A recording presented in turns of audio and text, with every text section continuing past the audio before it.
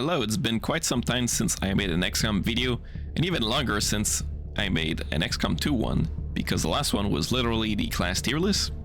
So today let's talk Resistance Order.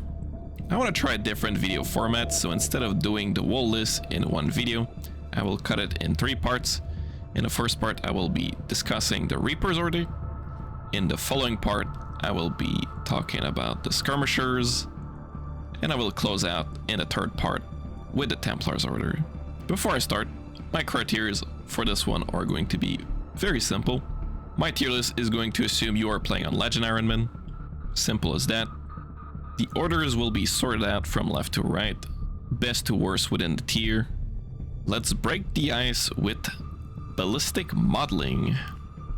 Ballistic Modeling increase weapon research speed by 15%. It is a nice order if you manage to obtain it early because you can benefit from it on more research. In general, will result in about 2 to 3 days of research time cut. The problem though that I have with this order is that more often than not, you get it in the late game when most if not all of your weapon research are done, so its effect is completely useless. Ballistic Modeling is power crept by another order I will talk about later on. One redeeming quality of Ballistic Modeling is that it doesn't require any specific building for its effect to apply. So for those reasons, Ballistic Modeling, you go in C tier. Between the eyes, any shot that hits a loss insta-kill them. Disclaimer, I play with the loss modded out, so there will be potential bias when discussing this order. With that being said, I truly believe this is one of the worst order in the game for the following reason. The Lost are simply the weakest and easiest enemy to deal with, and you don't need anything extra to properly fight them. But even if you did fall behind the power curve and would happen to struggle to one-shot them to secure the headshot kill, there are better, more proactive order to help you fight the Lost. So yeah, I really don't like this order. I really don't think it's good. You can go in the D tier where you rightfully belong. Guardian Angel. This order makes covered up impossible to being ambush. Ambush being those missions you have 2 to 3 soldier that you have sent on a covered up and they have to run to a predetermined evac zone. The problem I have with the Guardian Angels is that it assumes that ambushes are bad, when if handled properly are actually beneficial. They are a decent source of experience for the soldier you sent. There are a couple of things to note about ambush. Covered ups come with a risk of being wounded, capture, and ambush. If a covered up have all 3 risks and you have the option to negate one, most of the time it will be the capture, leaving you with only the wound and the ambush chance. Then if you do get ambush and you flaws the mission, you cannot get wounded by the covered up itself, but your soldier will potentially be tired, like they would from a normal mission. With that being said, I do believe that ambushes are more beneficial than detrimental, so yeah, I don't value Guardian Angel. You like to build fast? Well, let's talk about heavy equipment, an order that speeds up excavation speed by 50%. To be clear, what the game refers as excavation is when you assign an engineer to clear debris or machinery, so this doesn't speed up building construction. With that being said though, if I have to choose between speeding up excavation or building construction, the former is always mathematically the better choice. This is simply because excavation takes longer than building a facility, so this in comparison to the Skirmisher Order modular construction is a much better value proposition. You will benefit much more from this order if you get it early, and it can be one of your starting order if you decide to start with the Reaper faction at the start of your campaign. For those reasons, to me, it is pretty obvious that heavy equipment is excellent. Infiltrate. Infiltrate frees the mission timer until you break concealment. It is hands down the best Reaper order in the game for 2 main reasons. First, on average and depending on when you break concealment, it will give you roughly 2 extra turns, but if you really push it, you can preserve your concealment long enough to have Infiltrate give you much more turn, going up to like 4 or 5 extra, which is massive. Second, it opened up strategies that are normally not feasible when the timer is running, such as clearing wall mission with a Reaper, remote starts, or thoroughly scout a map to decide how to properly handle it. The only downside of Infiltrate is that there are a few mission types that aren't affected by it, such as Neutralized Field Commander, Protected Device, Landed UFO, Retaliation Mission. Neutralized Field Commander and Landed UFO, the timer always starts after you break concealment, preventing you from ever benefiting from Infiltrate. Protect the Device and Retaliation Mission, the objective isn't per se a timer, so Advent will start shooting no matter what. Even with Infiltrate being useless on those mission type, it is S tier material. Lightning Strike, unit gain +3 mobility for the first 2 turns of battle while the squad remains concealed. Yeah, this order is simply weak. The effect is too minor and doesn't last long enough for it to be impactful. I only equip this one if I don't have anything better unlocked yet. You can go in the D tier. Not much to say about you. Live fire training. Any recruits training in the GTS will be given the rank of sergeant. In most scenarios, this order is near useless because by the time you get it, your entire backs will have already been promoted to classes. The niche case this order comes in handy is when you are struggling and are losing many soldiers and need replacement. Being able to buy rookies and turn them without any risk into sergeant instead of squaddy does make a difference.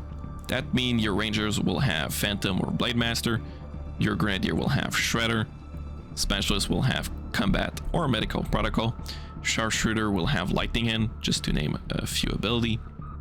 Well, most people will prefer to start over a campaign if it goes that badly to need the effect of Disorder. I can't deny, as someone who likes to push their campaign as far as possible, no matter the odds, I do respect a niche comeback mechanic like this one.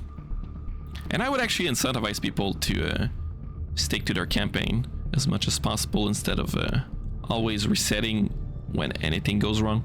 For that reason, I'll give live fire training a C tier for being a niche but sometime useful order. Munition Expert.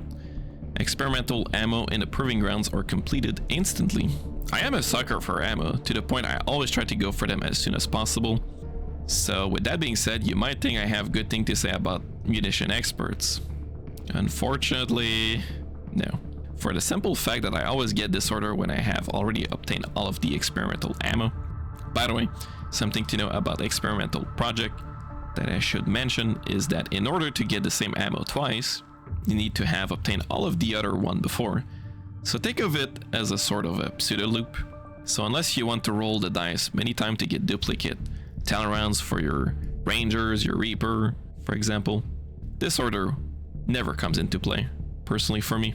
But in the rare case you do get it before making your ammo, it will come in handy, so I think it can go in the C tier, right here. Popular support. Supply collected from each supply drop are increased by 10 and 15% respectively. These two order does stack together, but I wouldn't recommend doing so because let's have a look at the map. Let's assume you have 200 supply income. With Popular Support 1, you would get an extra 20 supply for a total of 220. With Popular Support 2, you would get an extra 30 supply for a total of 230. And if you equip both of these, you would get a grand total of 250 supply. But remember that this will cost you 2 order slot. And this is where my problem lies with Popular Support, is that the numbers are too low to make spending an order slot on those over other order worth it. So unfortunately, Popular Support 1 will go in the D tier, just too few supply given by this. Popular Support 2, I think it gives enough to go at the bottom of the C tier. Rapid collection. Resistance supply drop are collected instantly. If you're the type of player to collect your supply drop every month, then this will save you 3 days of scanning per drop. But if you're like me and try to have a high enough income so that you can collect it in one big swoop every 2 to 3 months, then this order value diminishes greatly. Still, I can't deny that it does save scanning time in the long run, so I think I'll give it a B tier. Recruiting centers. New recruits only cost 15 supply. The cost of rookie increase based on your difficulty. In Commander and below, rookie are 25 supply, while in Legend they are 40.